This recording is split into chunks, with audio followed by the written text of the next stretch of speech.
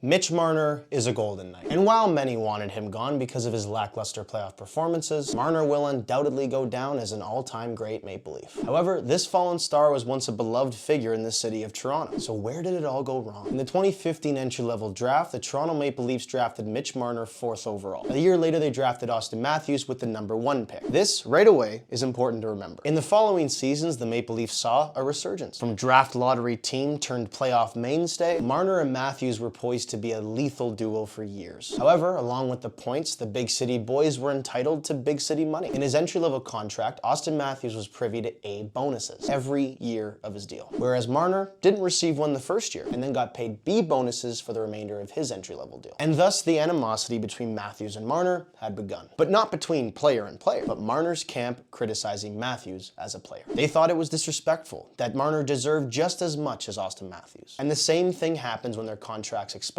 and they sign their new respective deals. Matthews signed for around 11.5, and Marner signed for about 10.8. The discontent continued, especially when Austin Matthews became the highest paid player in the NHL. Marner's agent, Darren Ferris, said it wasn't a team-friendly deal, and that Marner was absolutely lowballed by the Leafs. Of course, I'd be remiss if I didn't mention that they both had no move clauses. With about a week to maneuver the situation, newly appointed GM Brad Treliving came in and stoked the fire fairly well. But Marner's no move kicked in, and the Leafs were stuck with the same core for at least 2 more years. And as usual, the following 2 years brought more playoff failure and thus more animosity. But Marner's fall from grace was also due to his inability at press conferences, as he never said the right thing, most notably famously stating that they were looked upon as gods in the city by this, coupled with years and years of not taking responsibility after playoff losses, came to a boiling point just this past year. This is where the Vegas Golden Knights come in, as at the beginning of this past season, it was rumored that they were already talking to Marner about a potential move. And at the trade deadline, a 3-way trade between Carolina, Vegas, and Toronto was also discussed, sending Marner to Vegas, where he is now, and sending Mikko Rantanen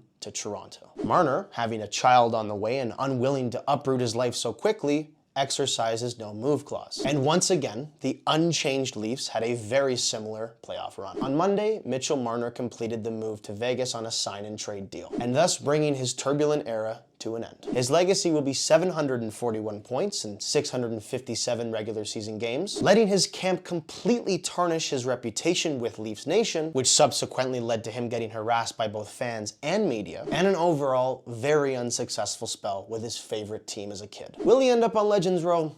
Who knows? But for now, his legacy will be remembered in vain. And while we can criticize him as an individual for his play in his press conferences, his camp was his undoing, and ultimately what shaped our perception of him.